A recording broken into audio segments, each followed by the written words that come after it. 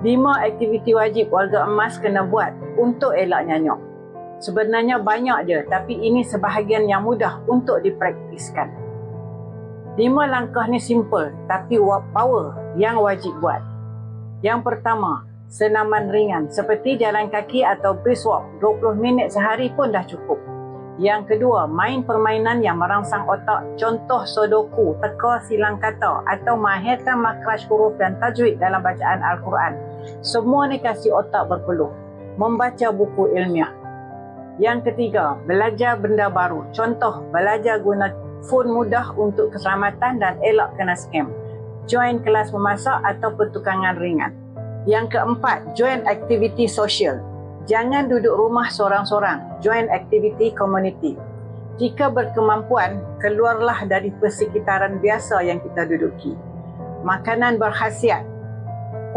Kena kurangkan atau stop manis. Lebihkan sayuran dan ikan. Serta awasi pemberian suplemen alami yang terbukti selamat.